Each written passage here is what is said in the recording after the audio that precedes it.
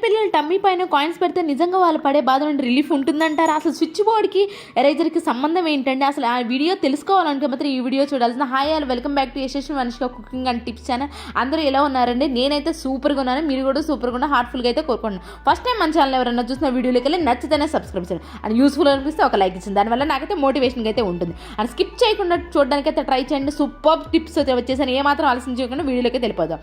మనం లేడీస్ కంపల్సరీగా హ్యాండ్స్ ఎప్పుడు కంటిన్యూస్గా వర్క్ అవుతూనే ఉండాలండి. ఎందుకంటే కుకింగ్ చేయాలి, అలానే గిన్నెలు కడుగుతూ ఉండాలి, కూరగాయలు కట్ చేస్తూ ఉండాలి. అలాంటప్పుడు ఈ టిప్పు ట్రై చేయండి. మన చేతులు హార్ష్గా ఉన్నాయి, కొంచెం డ్రై అయిపోతుంది అన్నప్పుడు ఈ టిప్పు ట్రై చేయండి. సాఫ్ట్గా అయిపోతే అలానే మజిల్ అనేది కొంచెం రిలీఫ్గా ఉంటుంది, బ్లడ్ సర్క్యులేషన్ కూడా అవుతుందని మన చేతులు అప్పుడప్పుడు నొప్పిలు వస్తుంటే అలాంటప్పుడు ఈ టిప్పు ట్రై చేయండి. ఏం లేదండి, దానికోసం 1 స్పూను పాలు, 1/2 స్పూన్ హనీ వేసుకొని ఒక 15 మినిట్స్ అయితే మసాజ్ చేయండి. బ్లడ్ సర్క్యులేషన్ అయ్యి ఏమైనా నొప్పులుగా ఉన్నా, వేళ్ళు అలాంటివి ఏం లేకుండా ఉంటే బ్లడ్ సర్క్యులేషన్ కూడా అవుతుంది. హార్డ్గా ఉన్నా కూడా ఏం లేకుండా ఉంటుంది. హార్డ్గా ఉంటాయి కదా కొన్నిసార్లు అప్పుడప్పుడు చేతులు, అలా కూడా ఉండకుండా ఉంటుంది, సాఫ్ట్గా అయిపోతాయి. 15 మినిట్స్ తర్వాత వాటర్తో వాష్ చేసుకొని చాలా నీట్గా అయితే ఉంటాయి. అండ్ నెక్స్ట్ టిప్ వచ్చేసేసి చిన్నులపాయలు ఉంటాయి కదండి, ఈ చిన్నులపాయలని ఇలా తీసేసి రెబ్బలన్నీ తీసేసేసి ఇలా ఒక టూత్ పిక్ గుచ్చేసేయండి. ఎందుకు వాడతాం అనేది కంపల్సరీ చెప్తానండి మీకు.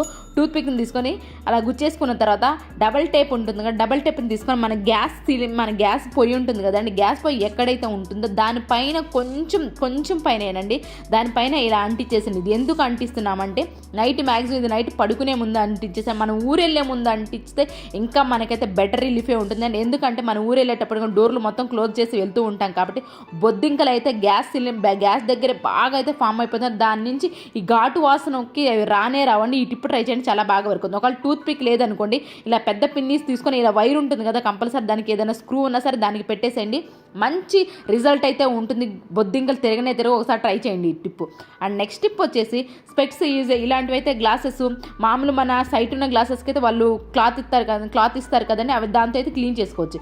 ఇవేంటంటే బ్లర్గా కనిపిస్తే బండి పైన ఎప్పుడైనా పెట్టుకోవాలనుకున్నప్పుడు కూడా కొంచెం బోదరగా అనిపిస్తుంది కదా, అలాంటప్పుడు ఈ టిప్ ట్రై చేయండి. స్ప్రే ఉంటుంది కదా, మన ఏ స్ప్రే బాటిల్ ఉంటే ఆ స్ప్రే బాటిల్ అండి, జల్లేసేసి పాత క్లాత్ ఉంటుంది కదా, ఆ పాత క్లాత్తో క్లీన్ చేసాను, నీట్గా అయిపోతాయండి. మీరు ఫస్ట్ చూసినప్పుడు చూడండి మిర్రర్ ఎలా ఉంది, ఇప్పుడైతే చూడండి ఎలా ఉందో, చాలా నీట్గా అయితే క్లియర్ అయిపోతుంది. ఒకసారి ఇప్పుడు ట్రై చేయండి, చాలా బాగా వరకు. ఇలాంటి టిప్స్ ట్రిక్స్ మన ఛానల్లో చాలా ఉన్నాయి. మీకు నచ్చితేనే వెళ్ళి ప్లీజ్ నచ్చితేనే సబ్స్క్రైబ్ చేసుకోండి. అండ్ నెక్స్ట్ టిప్ వచ్చేసి ఎగ్ మనం కర్రీ చేసుకునేటప్పుడు పక్కనే పెట్టేస్తూ ఉంటాం కదండి, అది అటు ఇటు కదులుతుండే ఒకసారి పగిలే ఛాన్సెస్ కూడా. అలాంటప్పుడు ఈ టిప్ ట్రై చేయండి. చిన్న టిప్ అయినప్పుడు కూడా చాలా బాగా వర్క్ అవుతుంది. దీనివల్ల మన time save, money save and మన శ్రమ కూడా సేవ్ అవుతుంది. నిజమేనండి, ఎందుకంటే ఇది పడింది అనుకోండి, ఎగ్ పగిలిపోయింది అనుకోండి, మళ్ళీ మనం క్లీన్ చేసుకోవాలి. అలాంటప్పుడు ఇలా ఎగ్ బాక్స్ సాల్ట్ బాక్స్ ఉంది, ఆ సాల్ట్ బాక్స్లో ఎగ్ని పెట్టేసేయండి. మనం ఎప్పుడు కర్రీ వండుకోవాలనుకుంటే అప్పుడు తీసేసేయండి, కింద పడి పగిలిపోతుంది అనే సెన్సేషనే ఉండదు. మనం హ్యాపీగా అయితే వంట చేసుకోవచ్చు, అంతేనండి అది. అండ్ నెక్స్ట్ టిప్ వచ్చేసి పిల్లలు ఒక్కొక్కసారి స్టమక్ పెయిన్ అని చెప్పేసి ఏడుస్తుంది. ది బెస్ట్ టిప్ అండి ఇది. పిల్లలు స్టమక్ పెయిన్ గ్యాస్ ఫామ్ అయిపోయిందా లేదా ఏంటో తెలియదు, కానీ సివియర్గా అయితే కంపల్సరీ తీసుకెళ్లాల్సిందే లేదండి. కొంచెం లైట్గా ఉంది స్టమక్ పెయిన్ అనుకున్నప్పుడు వాళ్ళకి పేరుని నెయ్యి ఉంటుంది కదండి, నెయ్యి ఉంటుంది, ఆ నెయ్యి బొడ్డు ఉంటుంది కదా, బొడ్డులో 1 డ్రాప్ వేసేసేయండి అంతే. దీన్ని కరిగించాల్సిన అవసరం లేదు, జస్ట్ దాన్నే ఆ పేరుని నెయ్యినే 1 డ్రాప్ వేసేసేయండి. మీరు తమలపాకు ఉంటుంది కదా, తమలపాకు ఉంటే తమలపాకు కూడా దానిపైన పెట్టేసేయండి. నా దగ్గర తమలపాకు అవైలబుల్ ప్రజెంట్ లేదు కాబట్టి నేను కాయిన్ పెడుతున్నాను, 5 రూపీస్ కాయిన్ లేదంటే 10 రూపీస్ కాయిన్ ఏదైనా పెట్టేసి 15 మినిట్స్ అలా ఉండమని చెప్పండి. నిజంగా చాలా బెస్ట్ రిజల్ట్ అండి ఇది. ఎందుకంటే మన చిన్నప్పుడు ఎవరైనా మీరు పెద్దవాళ్ళు ఉంటే అడగండి, పేరుని నెయ్యి కంపల్సరీ బొడ్లో వేస్తే ఖచ్చితంగా మంచి రిజల్టే ఉంటుందండి. ఇది ఎలాంటి రూపాయి ఖర్చు లేనిది కాబట్టి ప్లీజ్ ట్రై చేయండి. స్టమక్ పెయిన్ సివియర్గా ఉంటే హాస్పిటల్కి తీసుకెళ్దాం, కొంచెం లైట్గా ఉన్నప్పుడైతే ఇలాంటి ట్రై చేయండి, బెస్ట్ టిప్ అని చెప్పండి. నచ్చితే మాత్రం ప్లీజ్ లైక్ చేయండి.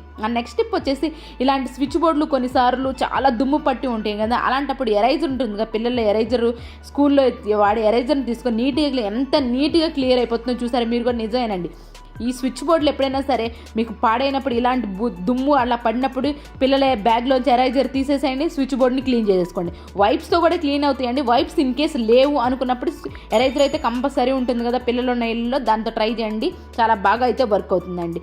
ఇవేనండి ఈరోజు టిప్స్ ట్రిక్స్. మీకు నచ్చితే కనుక ప్లీజ్ సబ్స్క్రైబ్ చేసుకోండి, అస్సలు మర్చిపోండి. మీ ఫ్రెండ్స్ అండ్ ఫ్యామిలీకి కూడా అసలు మర్చిపోకండి. ఫర్దర్ నోటిఫికేషన్ కోసం పక్కనే ఉన్న బెల్ సింబల్ అయితే యాక్టివేషన్లో ఉంచి నేను వీడియో పెట్టిన వెంటనే మీకైతే నోటిఫికేషన్ అయితే ఆన్ అయిపోతుంది. చివరి వరకు చూసినందుకు థ్యాంక్ యూ సో మచ్ అండి.